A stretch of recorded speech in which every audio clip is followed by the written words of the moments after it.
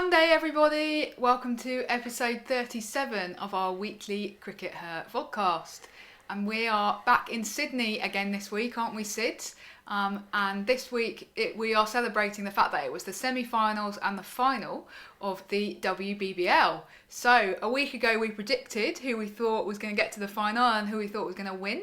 And were we right, Sid? Well, the first semi-final, the Stars won reasonably straightforwardly against the Scorchers, so that all went according to form and according to predictions. But the other semi-final, which was the Thunder against the Heat, well, what happened there, Af? Well, it didn't go the way that we predicted, which was that we said that we thought that the Heat would win, and they didn't. They lost to the Thunder in the end, and it was a really exciting semi-final compared with the other one, which was pretty much a bit of a walkover. Sad to relate as a Scorcher supporter, but there you go. But no, in the Heat v Thunder match, I think I tweeted afterwards, I thought there were a couple of really key moments in that. One of them was Tammy Beaumont's direct hit to run out Nadine de Klerk, I think it was. And when she was looking like she was going to be kind of hanging around for a while. And then towards the end, they had Laura Kamintz coming in and bashing it around, and it did really look like they were going to get to their total. But then suddenly they lost, what was it, the last 6 wickets for 11 runs or something ridiculous like that. They had a huge batting collapse. And I think that the other kind of key turning point that I identified was Amelia Kerr came in, I think it was the 16th over, panicked a bit, and then was run out, kind of backing up. Much too enthusiastically at the non-strikers end, and really, she sees herself as an all-rounder and as somebody who wants to make a name as being a good batter, and that was a real moment for her to calmly, along with Kamintz, to take the semi-final over the line for the Heat, and she just panicked and sort of lost her head, which I suppose people do in those kind of make or break situations, and it was just a bit unfortunate in the end. So very exciting finish, and then it was the Thunder who progressed to the final. And again, we got that prediction a bit wrong in the sense of we said that we thought that the Stars were going to win the final, and they didn't, did they? And it was actually a bit one-sided in the end. Were you a bit surprised by the way that the final unfolded, Sid? Well, I was, in that the Stars ultimately were disappointing, and they'll know that. There's no secret there. They'll be disappointed with themselves, and Meg Lanning clearly was afterwards. But you have to give some credit really to the Thunder as well. That it was all set off in the first 7 overs by Shabnim Ismail's bowling performance, which was just outstanding. You usually take your best bowler in a T20, and you'll give them a couple of overs up front, and maybe you'll give them a third over if things are going really well, and take them to the end of the power play. But there was a key decision made there, wasn't there, Raf, to give Ismail that final over. So they were like, well, we'll take a bit of a gamble here. She's bowled really well so far. I'll take a bit of a gamble. We'll bowl her out now. We won't have any overs of her left at the end. But let's see where we go with it. And that gamble paid off the first ball of that 7th over, didn't it, Raf? Yeah, absolutely. The first ball after the power play, she had Meg Lanning caught behind. Some lovely movement of the ball, and Meg Lanning, caught behind, and they were, I think it was 3 for 20, and they never recovered from there. And that was obviously a huge wicket to get Lanning. She'd been dropped first ball by Tammy Beaumont, which we probably shouldn't mention that. That's a bit mean, isn't it? But yeah, so it wasn't as costly as it might have been on other days. And then it's just a big batting collapse, wasn't it? Well, yeah, and they just weren't very good. I mean, they were given lots of lives, right? We saw the number of drop catches. We're not the first to notice this. There were a lot of drop catches. Yeah. They did bowl well up top, and it wasn't just Ismail up top. It's no good having one bowler bowling brilliantly in the power play and the other bowler, going for 30 runs at the other end. But Sammy Jo Johnson in particular gave Ismail great support. She bowled 2 more overs in the power play. Yeah, she really bought Villani's wicket, didn't she? Yeah. So, but you get to that point at the end of the power play, and they just were never able to get their foot down after that. That really set the tone for the game, and they shouldn't have allowed that to happen. Really, that was just poor. You should go, okay, even if you have that bad power play, you've still got a few wickets in hand. You've still got, in theory, plenty of batting. You should be able to, push on and go, okay, well, we haven't made many runs in the power play, but, now let's try and push forward in the middle overs. But they just never did that. They never got going. And ultimately, they slumped to a really disappointing score and made it reasonably straightforward for the Thunder, didn't they? Yeah, they did. 86 in a final is not great. Very disappointing for them. And then obviously, as you said, the Thunder did lose a couple of wickets, but then when you've got Rachel Haynes and Heather Knight coming in to see you over the line, there's no two better players in that situation. Yeah, there were some interesting debates going on commentary, weren't there? Lisa Stalaker said, they need to play the natural game. They need to, act as if they're chasing, 140 here. And I actually disagreed with that. I was like, well, they've actually. It's not like if you're chasing 120, then yes, act like you're chasing 140. But if you're chasing 80, why take the risk? The only way the Thunder were going to lose that game was if they lost a pile of wickets. And the way to lose a pile of wickets is just to act as if you're chasing twice as many runs as you actually are. So I think that they played the right approach. And there was an interesting comment on Twitter that we had from Chris Brooker saying that people do need to play their natural game, and I do understand that. But if there's two players in the world you're gonna nominate to be in that situation where they're not necessarily playing their natural game, it would be Heather Knight and Rachel Haynes. Heather Knight in particular, she doesn't really have a natural game. She can play any game that you want. That's a compliment, by the way. And absolutely, it's not even within a season or within a game. She can play two games within one. So she can have a natural game where she plays her natural game, to playing at 4 and over, and then suddenly she'll flick a switch and she'll be playing her natural game at hitting 18 and over, and they're both her natural games. And we kind of saw that off the last ball, in fact, when she was like, okay, well, my natural game for this last ball will be to smash it for 6, just to prove that I can do that too. And finish it in style. Yeah. So, once those two were together at the crease, you just knew that Heather in particular was just going to drive forward, do everything that she needed to do, make all those right calculations. I said before, from the Kia Super League final, the last time out for the Kia Super League, that she plays it almost like a darts player. She's like, well, okay, I need a double 2 and a treble 20 and a triple 18 with bar and a tailspin. Okay. I think that's what darts works like. And she does it. And it's just outstanding. So really well played to both those players as well, because sometimes 30 off 60 balls is not the easiest situation to be in, but they made it look really easy. Absolutely. From a Stars perspective, they were huge favourites going into the final. I think that just right beforehand it was meant to be 25% in their favour. What went wrong for them? Yeah, well, certainly if you were putting money on it, then as we kind of did, not real money, but we put our reputations on the line, and so we've lost them, and we've lost our reputations. They just weren't good enough on the day, were they? But credit to them that they were the best team throughout the tournament, and it's kind of interesting to ask. They won the ladder stage convincingly. They were the best team in the tournament. Is it fair the way that pans out, Raf? That you're the best team in the tournament, but you don't walk away with the trophy? Is that fair? Well, them's the breaks. I think that is often how cricket is structured, though, isn't it? Sophie Devine, ahead of the Scorcher semi-final, talked about the fact that you basically have to treat it with a complete kind of clean break. You just have to forget about everything that's happened in the group stages, and it's all or nothing. And the best players kind of thrive on that pressure, and sometimes people crumble under that pressure. And that is also reflected in the international situation for tournaments. It doesn't matter what happens in the group stages. If you get to the semi-finals, if you get to the final, then it's winner takes all. So I guess that the WBBL, the way it's structured, is kind of reflecting that. So while it's unfortunate for the Stars in one way, and they will absolutely be kicking themselves with the way that they underperformed in the final, well, that's just happens sometimes. I think I actually tweeted saying, all teams have bad days. You just really hope that your bad day doesn't come in the final. And for them, it did. Yeah, May Lanning wasn't terribly happy about it at the end, was she, Raf? She was clearly one very disappointed cricketer. Absolutely, yeah. Not seen her that upset visibly, because she's normally quite closed. You can't normally read her emotions very easily from her facial expressions, but I've not seen her like that since Australia got booted out of the 2017 World Cup in the semi-final after being Harman-breated. And so she was obviously very, very upset, very emotional about it. She's moved teams this season, and was hoping that she could somehow be, I guess, the person who rescued the Stars, who have never made finals before in the WBBL. And this was that was sort of her job, and maybe perhaps she feels that she didn't quite achieve that.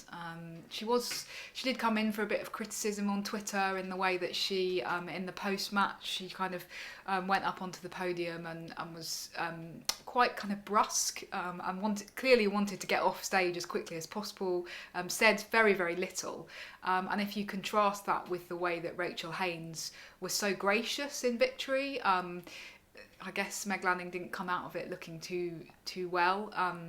It's easy, I suppose, to be gracious if you're the winning captain, but Rachel Haynes made a point of saying, well done to the Stars, you've had a really good season, and this kind of didn't really reflect that for you.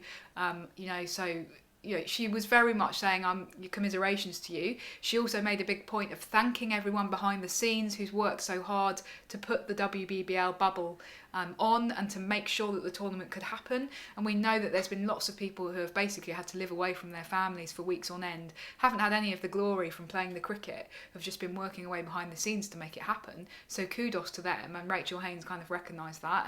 And then only then did she come on and say, well done to my team, because I'm really proud of you. And we didn't really get any of that from Meg Lanning, so it was she was obviously very disappointed, but perhaps I was actually quite upset myself to see the fact that it was Alana King who was bowling right at the end, and she got boshed for that 6 by Heather, and she just sunk to her knees, and she was just in the middle of the pitch, and she was really, really visibly very distressed by what had happened. And it wasn't her fault. It was the batter's fault for so badly underperforming, and yet not one Stars player went up to her and gave her a pat on the back and or a hug and said, commiserations, it's not your fault, don't worry about it, mate. That's what you want. That's what you want from your team. Even if you've lost and everyone's really gutted, you go and give somebody that pat on the back, and nobody did that, and that actually was quite striking. It was, we've heard the Stars talking about what a great team they are and how much they've got this great team spirit, but that one moment for me really stood out as something that was quite upsetting to watch. Yeah, team spirit comes when you lose, really, not when you win. Well, sorry. Yeah. Exactly. Anyway, but congratulations to all of the Thunder team. Very well deserved in terms of you were definitely the better team on the day. And as I say, that's what it's all about. But WBBL is now over for another year, and we're bereft. What are we going to do, Sid? Well, we've got the 100 to look forward to next year. Hooray! Hurrah! Hurrah for the 100! That sounds like the name of an Enid Blyton book. Hurrah for the 100. And we actually had some.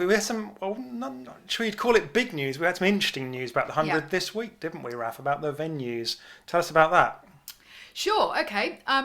So while some of the women's games were going to be played at the same venues as the men's, a lot of them were actually going to be played at different grounds, weren't they, all around the country? So, some of them are going to be played at Sedbergh School in the middle of nowhere. Some of them were also going to be played at different county grounds. So the Welsh Fire were going to be playing at Taunton, for example, rather than where the men's venues are, which is kind of the main locations of the 8 teams. But actually what the ECB have now said is that all of the women's matches are going to be played at the same 8 grounds as the men's matches are going to be played at. So that was the big news this week. Obviously, that leaves you with some quite disappointed people, especially those who were... So Sussex put out a statement very soon after this news was announced, saying we're really disappointed. They didn't hold back in saying that they found the decision kind of quite disappointing. And obviously, from their perspective, they were the ones who were meant to be hosting Women's Finals Day, weren't they, in the 100? And therefore, they're going to lose out potentially on quite a lot of revenue. It's obviously been a difficult year for clubs like Sussex, given that they haven't had any crowds coming into matches, and so this is going to be quite a blow for them financially. Yeah, and those clubs were told with regard to the men's 100 when those teams like Somerset and things, didn't get franchises for the men's 100. They were told at the time, well, your consolation is that you can host some of the women's games, and that you can be the hub and the centre of the women's game when this growing part of the cricket family. And now they've turned around and gone, well, guys, actually, sorry. Yeah. This is partly as a result of coronavirus, isn't it, Raf? And there's obviously got to be some financial concerns underlying this. The ECB haven't really said too much about that. They're trying to present the positives as you'd expect, I guess. Mm-hmm. So they're going that there are some positives here. What are those positives in terms of? There are some, absolutely.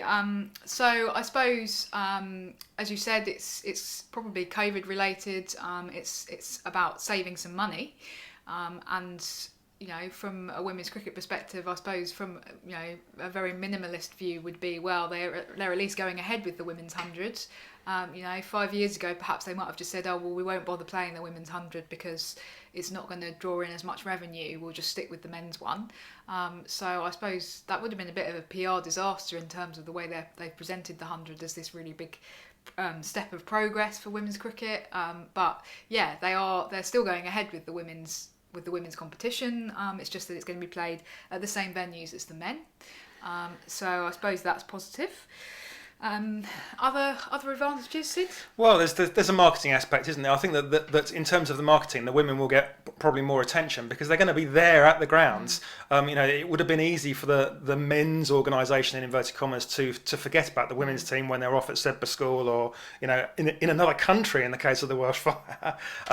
But they won't be able to do that now. They'll be very much a part of it, and it does have the potential to build more of a family idea around it, a bit like they've done with all these BBL, WBBL franchises talk about the Sixers family and the Heat family, and that's a big thing.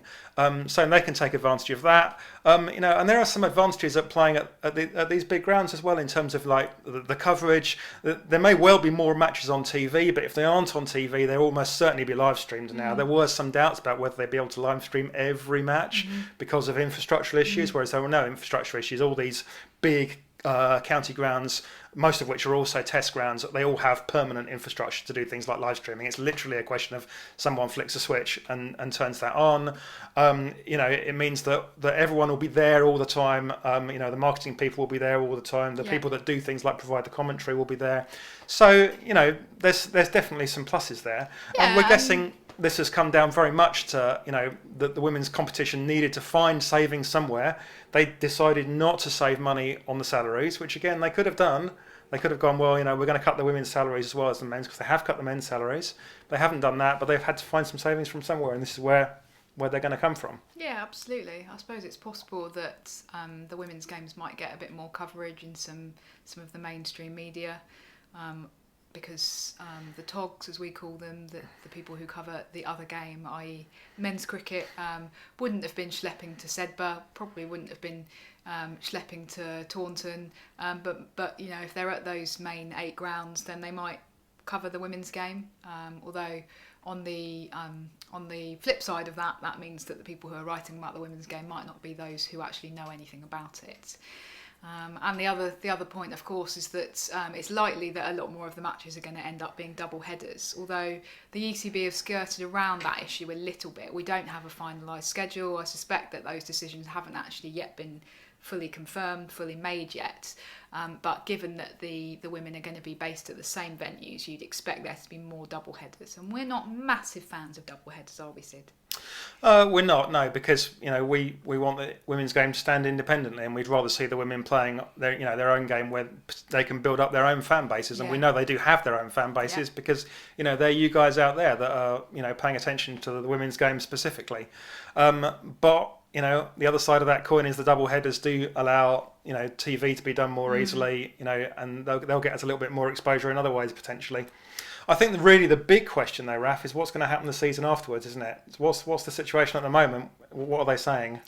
Well, they have said that it will be reviewed at the end of the 2021 summer, and they will look at what's happened and how things have worked.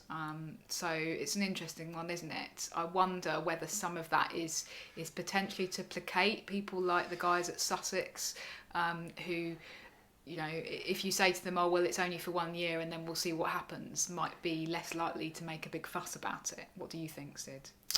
Yeah, it's obviously something politically that you say in these situations. You go, oh, well, we'll review it next year, but certainly a promise to review it isn't a promise to reverse it. No.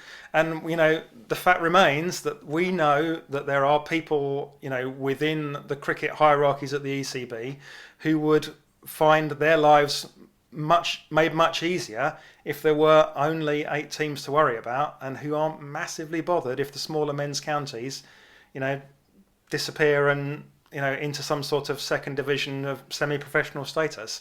So we'll see what happens there, but I don't think it will be a massive surprise if this ends up sticking. No. Well, as you say, we've got all that to look forward to next year. WBBL is over and we've got a couple more months of winter to get through somehow. So we'll carry on with the vodcasts. It's something to do, isn't it? Gets us through the weekends. Thanks as ever for tuning in, and we'll see you next week. Bye.